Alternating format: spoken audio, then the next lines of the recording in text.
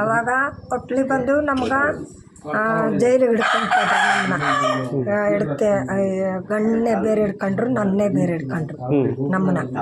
ಮನೆಗೆ ಬರ್ತಿದ್ದವಳನ್ನ ದಾರಿ ಹಿಡ್ಕೊಂಡು ಆಮೇಲೆ ಜೈಲಿಗೆ ಎತ್ಕೊಂಡಾಗ ಹಾಕಿದ್ರು, ಕೊಯಮತ್ತೂರು ಜೈಲಿಗೆ. ಅಲ್ಲಿ ಒಂದು 5-6 ವರ್ಷ 7-8 ವರ್ಷ ಇದ್ದೆ. ಅಲ್ಲಿ ಇದ್ದು ಬಂದು ಆಗ ಅಲ್ಲಿ ಕೇಸ್ ಮುಗಿಸ್ಕೊಂಡು ಆಮೇಲೆ ಕರ್ನಾಟಕ ಫಾರೆಸ್ಟ್ ಕೇಸಲ್ಲಿ ಕರ್ಕೊಂಡು ಬಂದರು ಮೈಸೂರು ಜೈಲಿಗೆ. ಅಲ್ಲಿ 4-6 ವರ್ಷ ಅಲ್ಲಿದ್ದೆ. ಇದ್ದು ಆಮೇಲೆ ಇವರು ಕುಮಾರಸ್ವಾಮಿ ಅವರು ಇದರಲ್ಲಿ ಬಂದು ನಮ್ಗೆ ಬಿಡುಗಡೆ ಮಾಡಿದ್ರು.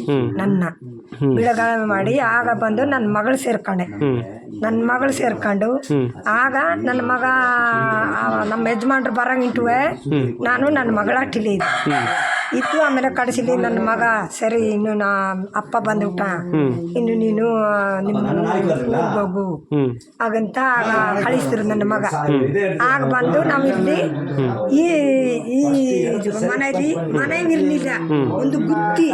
ಆ ಗುತ್ತಿ ಒಳಗೆ ನಮ್ಮ ಹೆಡ್ತಿಗಣ್ಣು ನಾವು ಒಂದು 2 ಸೀಟ್ ಈಗ ಮಡಗ್ಬಿಟ್ಟು ಆ ಸೀಟ್ನೊಳಗೆ ನಾವು ಇದ್ದದು. ಇದ್ದು ಹೇಗೆಯೋ ಮಾಡಿ ನಿಮ್ಮಂಥವ್ರು ತಾನೇ ನಮ್ಗೆ ಒದವಿ ಮಾಡಿದ್ರು ಸ್ವಾಮಿ. ಇನ್ನೇರು ನಾವು ಮಾಡಲಿಲ್ಲ, ನಮ್ಮ ಜನ ಜಾತಿ ನಮ್ಗೆ ಏನು ಮಾಡಲಿಲ್ಲ.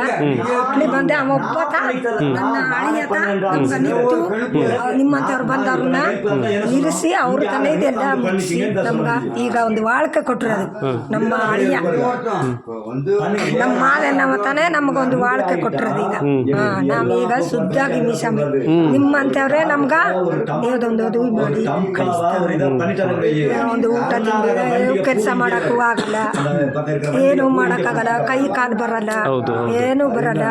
ಅದಕ್ಕೆ ನಾನು ಕೆಲಸಕ್ಕೂ ಹೋಗೋದಿಲ್ಲ ಸ್ವಾಮಿ. ನಾನು ಮನೆಯಲ್ಲಿ ಇರೋದು. ಏನು ಕೆಲಸ ಮಾಡ್ತಾರೆ ಅವರು ಏನು ಕೆಲಸಕ್ಕೆ ಹೋಗೋದಿಲ್ಲ. ಮನೆ ಮಾಡ್ಕೊಂಡು ಬೇಲಿಗಿಲಿ ಹಾಕೊಂಡು ಅದು ಇಲ್ಲಿ ಅದೇ ಸೌದೆ ಸೊಪ್ಪು ಹೊತ್ಕೊಂಡು ಅಷ್ಟೇ.